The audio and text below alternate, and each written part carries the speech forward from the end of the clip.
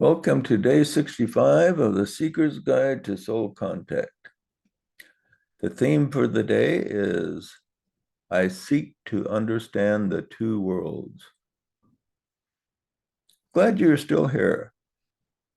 For some, the goal of stable soul contact may seem far away, and to others, it will seem within reach. Wherever you are, this course will help you to take your next step.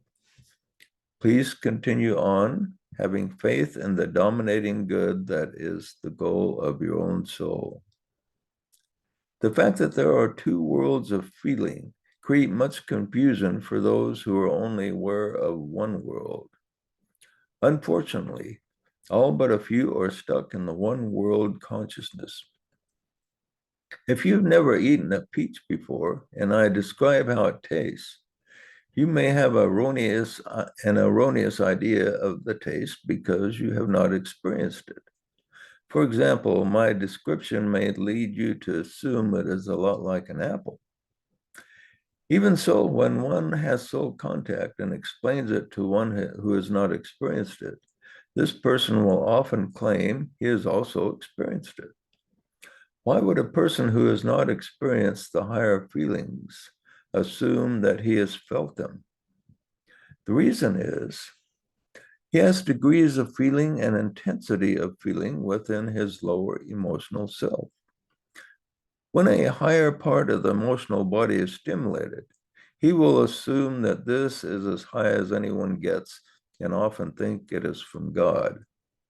When another describes the higher feelings of the soul to him, he will assume it is the same as his higher emotional feelings.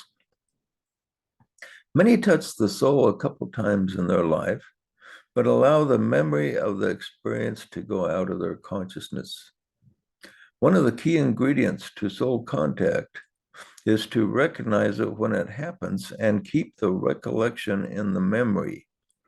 If an attempt is not made to do this, the actual memory of how it felt may flee completely, just as the memory of a dream may fade shortly after awakening.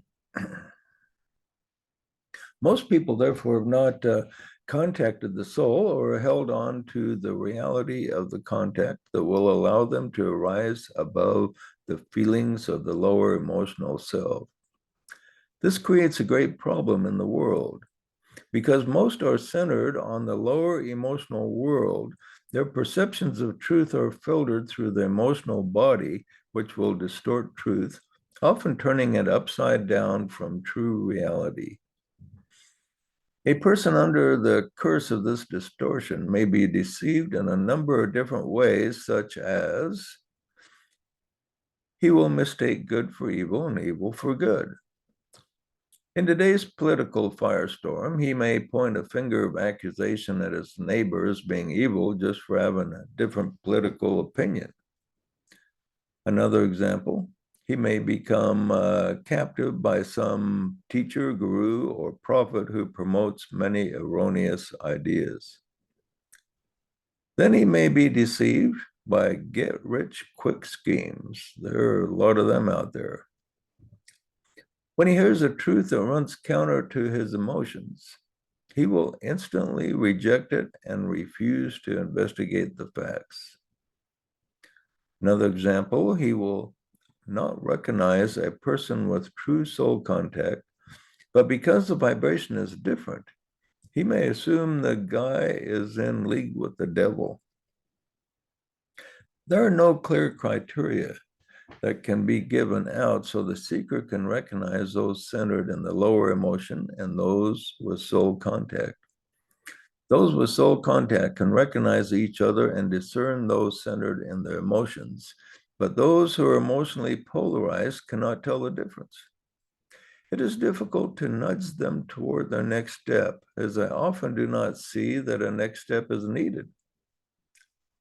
Adding to the confusion is that many people are considered, who are considered highly intelligent and well-educated, are still centered in the lower emotions.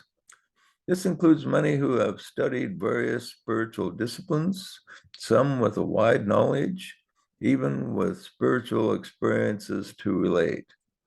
Remember that there are much spiritual phenomena that originate in the emotional body. There is one criteria which gives evidence of soul contact. The guidance from the soul will always be accurate. Direction received from the lower emotions is often wrong and creates more problems than it solves. Your assignment today is to reflect on where you are on the path of soul contact. Are you aware of the two worlds of feeling? Can you discern the difference? Can you see how many are controlled by lower emotions rather than the mind, reason, and spirit? What is your next step to achieve more reliable soul contact? Finally, end with this affirmation. I will contemplate the two worlds of feeling and seek to understand the difference. A lot to think about. If you missed any of the classes, we have them online available at this location and at our website at freeread.com. We also have thousands of free articles at the website. See you there and see you tomorrow.